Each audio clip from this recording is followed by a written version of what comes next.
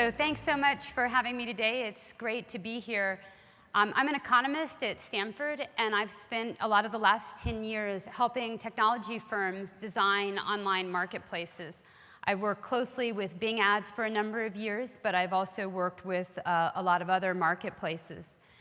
And you can check out my Quora post on what economists do in tech firms if this presentation piques your curiosity about how economists might be able to help your firm.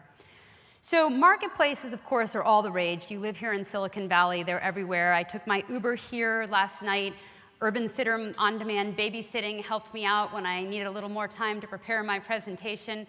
If you haven't tried Zeal, you can get a masseuse to come to your house with a massage table in an hour. Works great. All of these online marketplaces bring together different groups of consumers, buyers and sellers, babysitters, dog walkers, and dog owners, and so on. And one of the really interesting things about all of these marketplaces is the fact that you're balancing the different sides. If I lose sellers, I'm going to lose buyers. That's going to affect other sellers. So unlike a regular marketplace where you're sort of thinking about, I'm selling something and I just need to understand customer demand on one side, I price a little too high, well, I lose a few consumers, but I make more per consumer. It's kind of a simpler problem. In online marketplaces, you're balancing the sides. And so you have to make both sides happy. Sometimes you can do things that make everyone better off, but other times you're doing things that really have trade-offs across the sides of the market. And that's made managing these markets a really interesting science, and one that has to be taken on a case-by-case basis. So I spent a number of years working with Bing Ads, as I said, which is an example of an auction-based online marketplace, where you're using an auction to figure out which seller actually gets to be the one to be in front of the buyer or gets to be in the highest position. So when we think about going to online marketplaces and designing them, especially from an economics perspective, we have to think about the theory and the data. From a theoretical perspective, how will market design change the functioning of the marketplace qualitatively? And what are some ideas that are just unlikely to succeed out of the gate?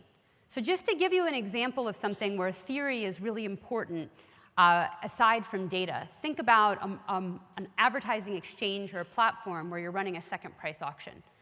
You might be looking at bids, and you're going to notice, if you're the platform designer, you're going to notice very, very quickly that you're charging people a lot less than their bid.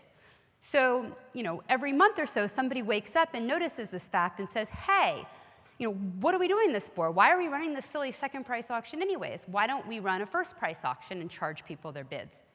And this is something where economic theory gives you a very direct answer, because you say, well, gee, if you started charging people their bids, they wouldn't bid the same. They would notice that they could decrease their bid and decrease how much they're paying much faster than they're decreasing their quantity. And they would go ahead and do that. Now, if you think about it, this is something that would be very hard to pick up in kind of a classic A/B test, the way that industry often runs them. If I take 1% of Facebook users or 1% of Google users and change the way ads are priced, from a marketer's perspective, you would notice that would just be noise. So I could run an experiment and in principle say, hey, look, I doubled my revenue on 1% of traffic. Isn't this great? And that would be a valid statistical result from the test, but not a valid answer to the question, what would happen if I changed my pricing model for the full marketplace? So you can start to see why it's really important to use theory and economic ideas about incentives rather than just blindly go after what the data tells you. And generally, it's actually really quite hard to do A/B testing, randomized controlled experiments, to manage seller marketplaces. Because, as I said, anything you do on 1% of users is not going to be even noticed by the advertisers, by the marketers. And so basically, if you just relied on 1% of user A/B tests, you would always make decisions assuming the marketers never did anything. They were completely unresponsive. And then you can design more complicated A/B tests, but those are expensive, and you might need to wait a long time to see what would happen. Of course, you all probably know that if you ever want to know what's coming next on Facebook or Google, just go look at what's happening in New Zealand. They'll run 6-month experiments on an entire country. But that can be harder to do on a regular basis. Then we can think about doing observational studies, like try to see, well, what happened the last time I improved quality in my marketplace. But those don't scale very well, and as we know, marketing is highly cyclical. Also, how do you ever find a month where there's not a lot of holidays and other things going on? So it can be very difficult to draw conclusions from that. And as a result, I think you can see firms having a hard time sometimes making long-term decisions.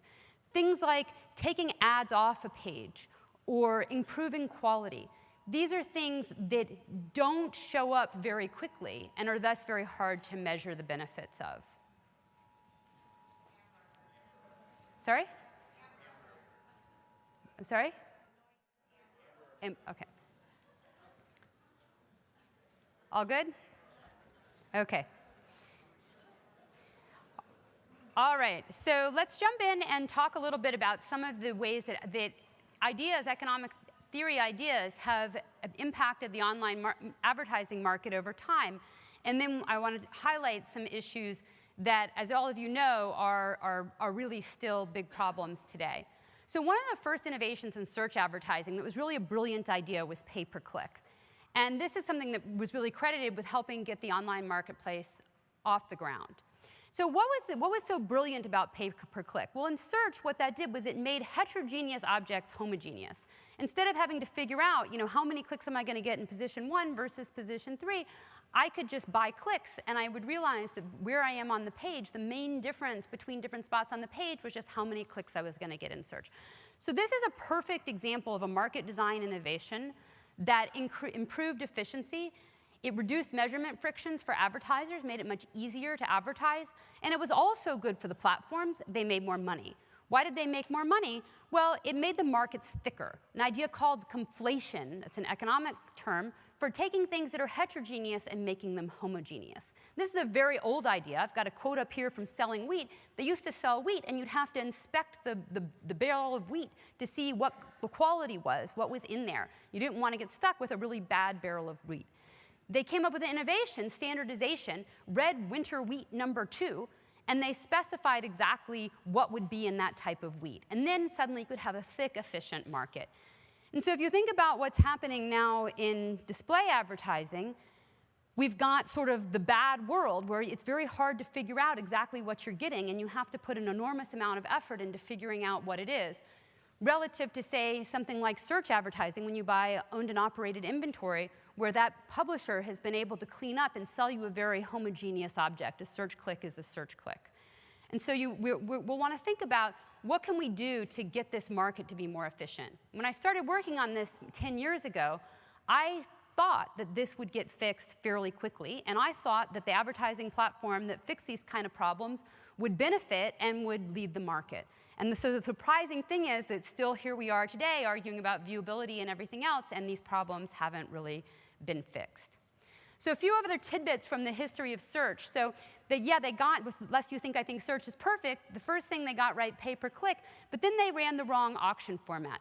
So they actually ran pay your bid, or first price auctions, at the beginning of search, and people behaved just like you would expect from economic theory.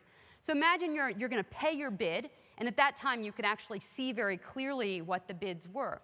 So if you're paying $6 per click in the first position, your competitor says, hey, I'll pay $6.01 and get all those clicks. Now you say, well, gosh, I could pay $6.02 and get all those clicks. And so this is real data I'm showing you from the early days of search bidding.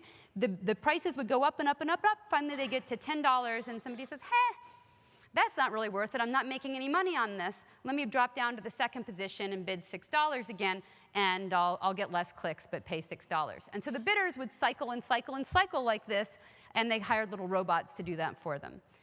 So then we introduced the generalized second price auction, where you pay the minimum price to preserve your position. That eliminated the cycling, but it actually was really not the best solution because you still needed to shade your bid. The advertisers still, even in a generalized second price auction, have to trade off more clicks at a higher price versus fewer clicks at lower prices.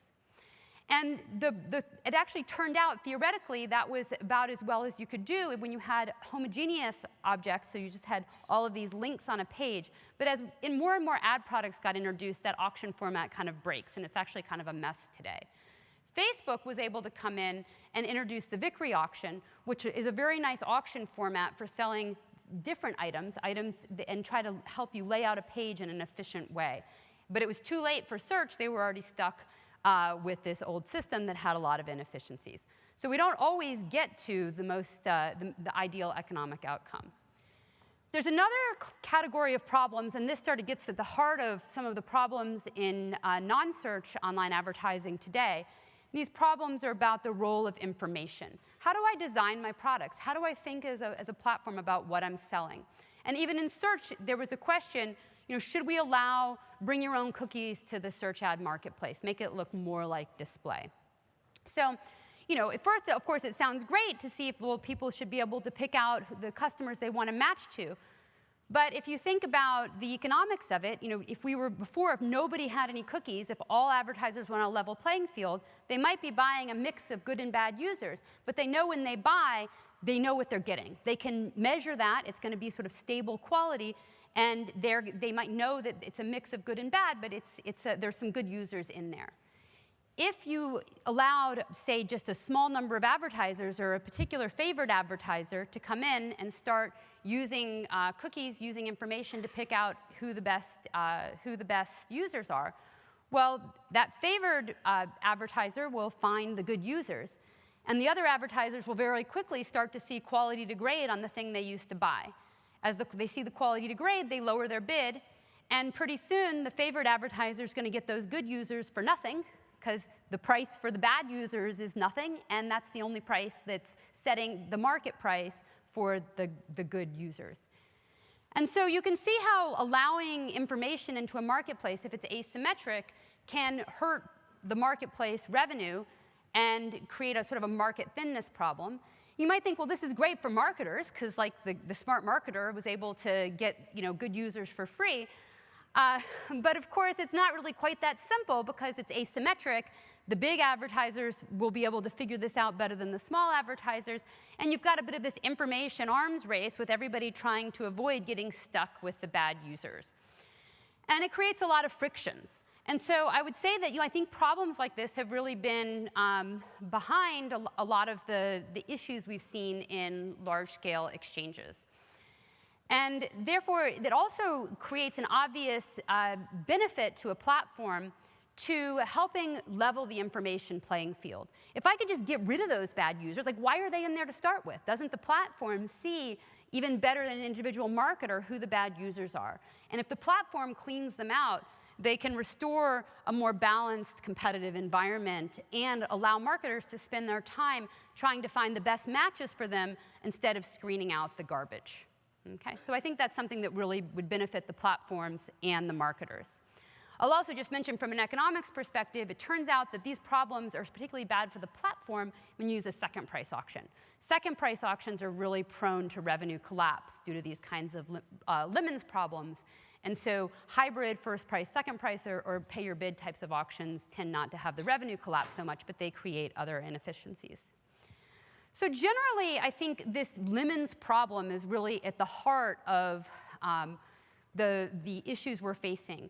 We can think about another example of that being free riding by publishers.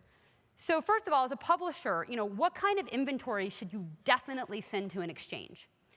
Well, any inventory that's worth less than other inventory that looks the same to the marketer. So if you're going to be put into a bin with other ad impressions, if your impression is going to look the same as other people's bins, but yours is actually worse than average, that's exactly what you want to sell. That's called the lemons problem, and economists got the Nobel Prize for formalizing that. And so in some ways, it's kind of surprising that these advertising exchanges work at all in the face of such strong sort of lemons pressures. But and then if we think about, well, what are the incentives to improve this? In search, at least if the search publisher improves the quality, then they're going to receive some of the benefits. It might take a while for the advertisers to figure it out and so on, but ultimately, if you're a big publisher and people are bidding directly on your platform, you can reap the benefits. If you're Facebook and you make an improvement, you're going to get the benefits of that when marketers bid more on your platform. But if you're a publisher throwing into an exchange, if you find ways to make your page more engaging for users, if the advertisements are more prominent on the page for the users, if the users spend more time on the page, if they're seeing the ad longer and not just flipping through a slideshow, all of those things are things that are very hard for a publisher to get a return on in the context of a decentralized marketplace. And so that really gives a role for a marketplace or for the industry as a whole to change the object that's getting sold. Why don't you sell something different? Why not sell dwell time? Sell the amount of time the user spends with the ad. Why not discount the slideshows? Maybe we wouldn't have so many of those annoying slideshows on the web where we have to keep clicking to get through them. More quality control, viewability, all of these things that would make it easier for marketers, level the information playing field, but also provide incentives for publishers to actually create quality experiences where the users are really engaging in the advertising. This is just a huge free rider problem. I've talked to the newspaper industry, like maybe if groups of publishers could coordinate and at least make their quality more uniform, that might be a way to gain some of those benefits, but generally it's very hard for a small publisher to see any kind of benefit there. So let me take my last few minutes to talk about data-driven market design. And I want to go back to everything I've talked about so far as sort of theory. How would you be, as a platform, use data to actually advocate for making these kinds of changes? And so as I alluded to at the beginning of my talk, there's a huge problem with short-run versus long-run decisions. So, and just to give an example, I have a guest speaker in my MBA classes who used to run selling for eBay. And we got a lot of really great examples of short-term, long-term trade-offs there.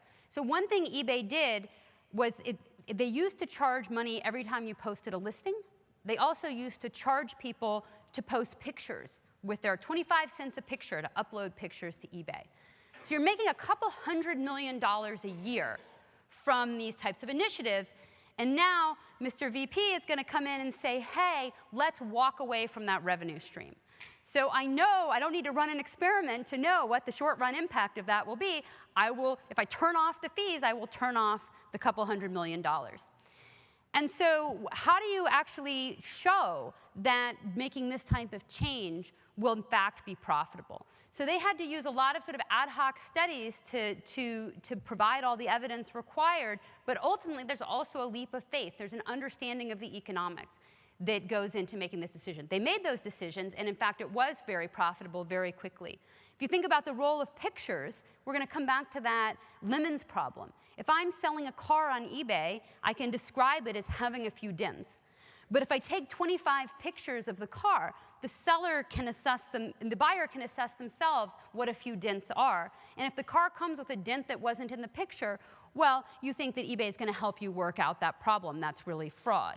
But if I have a very good description of the object, I can make my markets more efficient. I can allow sales to happen that wouldn't otherwise happen.